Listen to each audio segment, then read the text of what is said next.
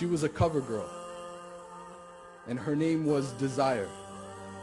And she could devour that lump of flesh from within your chest with a vicious bite. I'm talking complete domination of the heart, where she would leave no room for Allah and take most of the vacant space for herself. But lately she's been struggling. Something has been changing because guys aren't looking at her the same way they used to. Matter of fact, that man she had left her a week ago. They were at the neighborhood park at dark, standing together on the sidewalk when he told her, "I can't do this anymore. We were born Muslims. If I die right now, what happens to my soul?" And he turned and walked away. He left her there to the relentless winds that nibbled at her exposed thighs, because the shorts she had worn that night couldn't fit a girl who was 5 years old. It was cold. Left to her own thoughts and memories, she begins to walk home. It flashes back to when she was 13. 2 days after 9/11, the world came together and started dialing 911 emergency calls, calling out for help, publicly denouncing the religion, saying our ummah at large is a threat to the world, and they pointed the finger at her. Told her she doesn't belong here, that the scarf that drapes around her face is a symbol of the apocalypse, that it makes her a terrorist. She should go back to where the Arabs live. So is it to anyone's surprise that every day in grade 9, she would get a ride to school, leaving behind parents who were proud of her dedication to her faith. But upon getting to class, she'd take off the hijab and let her hair fall down her face. She didn't want to be an outcast. And this was just the beginning. Because at the age of 16, she started collecting glamour magazines. Wasn't sure who she was in regards to her identity, but it says here that maybe it's Maybelline.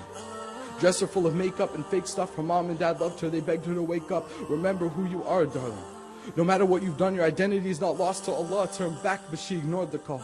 Continued on her free fall into a deep desire and love for this all the world, which grabbed her by the throat, had her spiraling into emptiness and confusion. The voice in her brain begged her, please, make it stop, and she wanted to. But the evil forces had battled away all conviction of good, so her attitude was that of ingratitude. A once faithful hijabi, swallowed whole by this multitude of societal issues, and when she thought it couldn't get any worse, she met a boy. He was everything she ever wanted. He was perfect, flawless. She finally found something in this world that could fill the gaping void in her heart, because as soon as Allah left, there was a hole in her chest, and this kid was the answer. And so the dance began. She could have followed the hadith, but instead she followed him.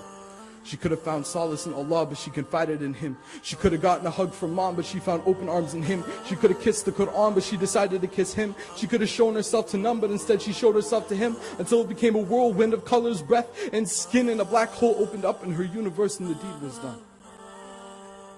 Even herself exposed like camera films in the sun, like the film they'd recorded of her and him. There was no turning back. And that's when she snaps out of her sunken memories. Remembering who she was, but not sure how to make amends, she runs home to her bed. She feels so ashamed she can't help it. She feels like she needs to cover herself up out of humbleness and shame of her bad deeds, like when Adam and Eve covered themselves with leaves after eating those fruits off the forbidden tree. She pulls the blankets over her body and cries herself to sleep, whispering with the last blotch of light left in her heart, please, Allah forgive me. Please, Allah forgive me. From there, it was quite a long journey. Asking forgiveness from her parents, going back to prayer. She lost all her friends, but their souls were transparent anyways, and she knew it. She needed structure, but it's hard to do. So every time she feels like going back, she remembers. She was a cover girl. Now she's a covered girl. And those clothes suit her well, and that hijab is her shell, because she is its beautiful pearl, a covered girl. Her name is admired, and she fears Allah. Jazakallah khair.